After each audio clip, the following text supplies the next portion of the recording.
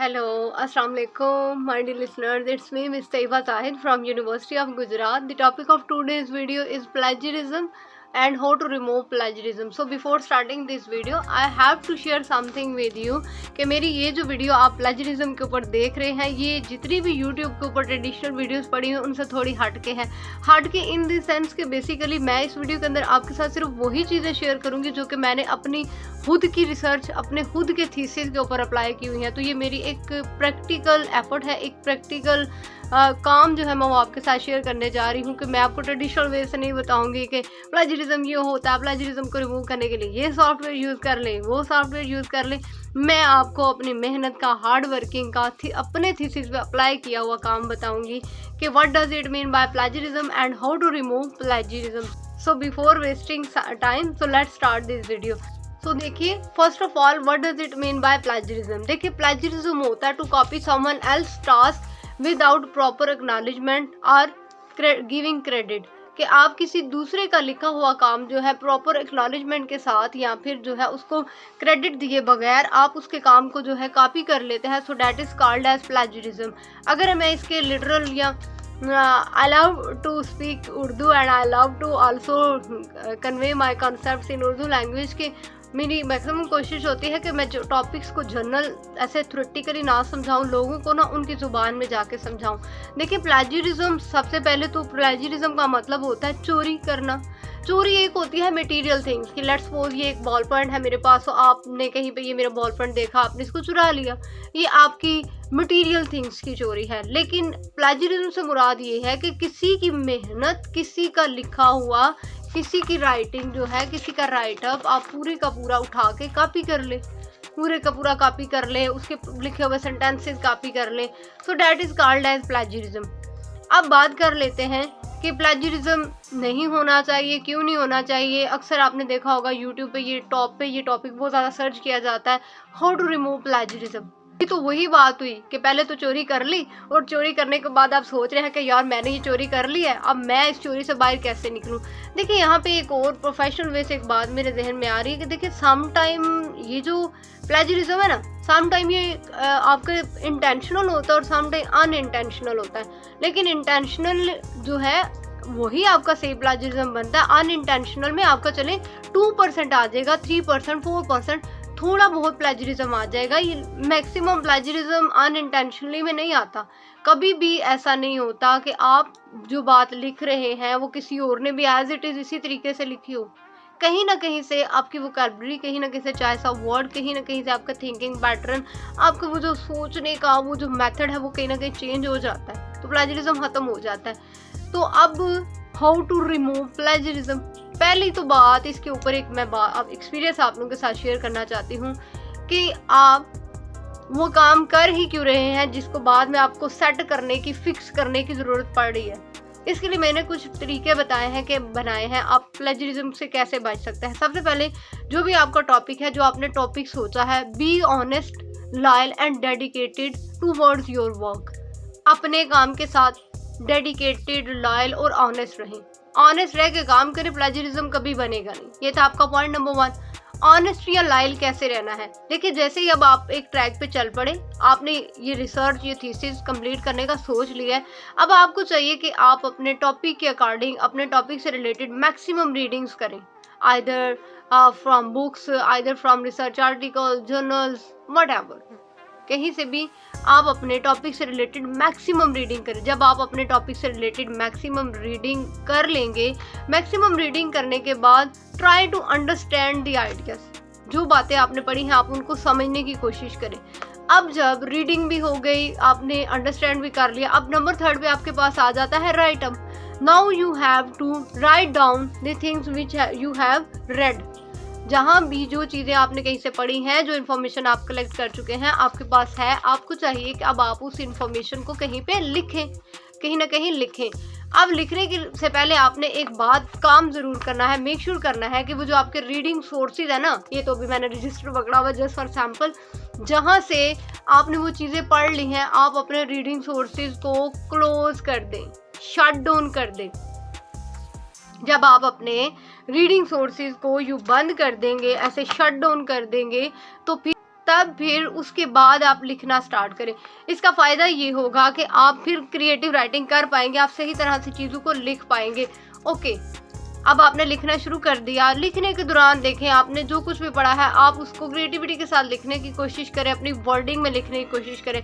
I still remember के हमारे supervisor कहा करते थे, I love my teachers, I respect my teachers too much, I love my department. आज मैं जो कुछ भी हूँ अपने टीचर्स की वजह से हूँ, अपने डिपार्टमेंट की वजह से हूँ। आई स्टिल रिमेंबर कि हमारे टीचर्स कहा करते थे कि आप जो है, जो बात भी आपने कहीं से पढ़ ली है, आप उसको अपनी वर्डिंग के साथ लिखने की कोशिश करें। तो बात करने का मकसद ये है कि देखिए, वही ट्रिक जिसने हमें कामयाब कर दिया, मैं चाहती हूँ कि मेरे जितने स्टूडेंट्स मुझे सुन रहे हैं वो भी इस ट्रिक को फॉलो करते हुए कामयाब हो सकें। अब आपने हर बात को अपने अंदाज में लिखने की कोशिश करनी है। अपना स्टाइल कॉपी करें, अपने अंदाज में लिखें, अपनी अंडरस्टैंडिंग के साथ लिखें जो आपको समझ आ रही है। अब बात कर लेते हैं कि बाज़ औक़ात आपका दिल करता है कि यार ये जो राइटर है इसकी ये बात मैंने लिखनी है, मुझे इसकी बात यहाँ पे इसमें जो है वो कोड करनी चाहिए। तो अगर आप उसकी बात कोड करना चाहते हैं, लिखना चाहते हैं, then you have to use quotation marks.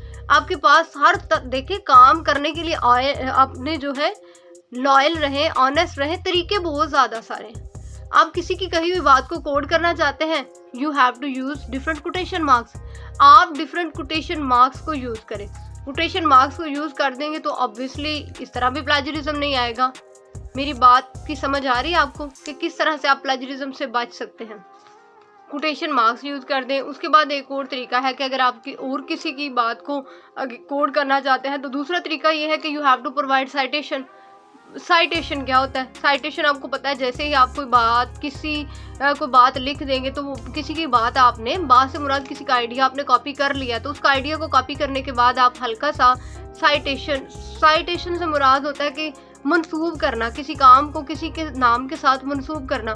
आप जहाँ से आपने जिसकी कही हुई बात आपने ली है उसके नाम को लिख देना है। आपने नाम लिखने का तरीका है, लेट्स सपोज आपको लगता है कि वो वाली बात जो है एक राइटर ने कही जिसका नाम है अली और अली ने ये बात कही 2025 में, देन आप उसको कोड कर देंगे ब्रैकेट अली कॉमा 2025। तो ये भी आपने लॉग कर दिया, ये आपने साइटेशन दे दी, किसी की बात को ऐड कर साथ उसका नाम लिख दिया उसके बारे में बात करके।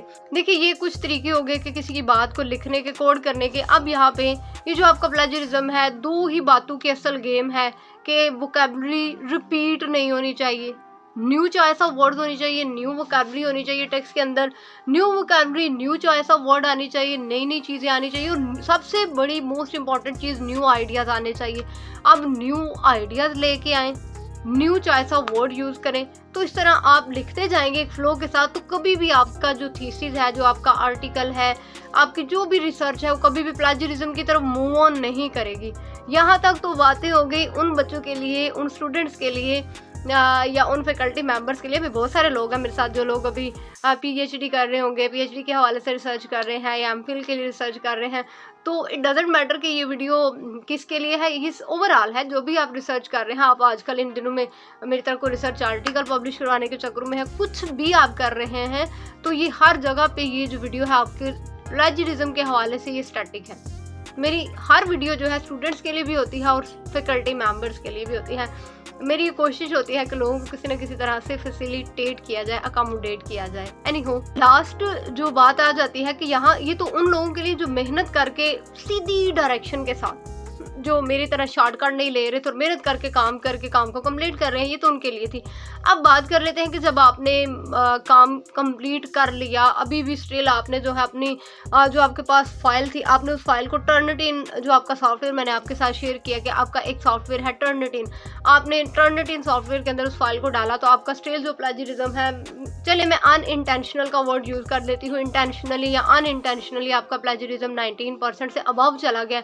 देन अब आपको क्या करना चाहिए? आप करेंगे क्या कि आपके पास जो लिखा हुआ टेक्स्ट है वहाँ पे डिफरेंट वर्ड्स के अल्टरनेट वर्ड यूज़ कर लें। अल्टरनेट वर्ड से मुराद सिनोनिम।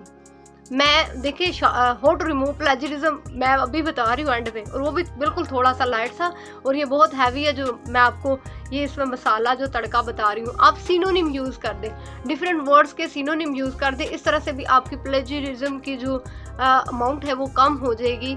उसके बाद आप चीज़ों को, जैसे लेट्स सपोज आपके पास सेंटेंसेस होते हैं, आप उन सेंटेंसेस को या तो ब्रेक डाउन कर दें या फिर कॉम्प्लेक्स सेंटेंसेस बना दें। मीन्स डैट कि जो सेंटेंसेस आप लिख चुके हैं उनको या तो एक सेंटेंस को तोड़ के उसके 2-3 सेंटेंस में वो बात कर दें, या फिर आप वो 2-3 सेंटेंसेस को कंबाइन करके एक सेंटेंस बना दें। एक ये तरीका है। एक और तरीका अकॉर्डिंग टू माय ओपिनियन, आपको चाहिए कि ये जैसे आपके पास कुछ वर्ड्स एक्टिव, कुछ सेंटेंसेस एक्टिव वॉइस होते हैं, उनको पैसिव वॉइस बना दें एंड वाइस वर्सा। ये भी एक शॉर्टकट है जो आप अप्लाई कर सकते हैं। इस तरह से भी आपका जो प्लेजरिज्म है वो कम हो सकता है, लेस हो सकता है। मतलब मुख्तसर ये कि आप अपने जो टेक्स्ट के जहाँ जहाँ पे देखें, टर्निटिन जो सॉफ्टवेयर है, जो जब वो फाइल को निकालेगा तो आपके पास ना वो हाईलाइट करके बता देगा, आपका वो पोर्शन को हाईलाइट कर देता कि इधर इधर इधर आपका प्लेजरिज्म है आपकी फाइल के अंदर।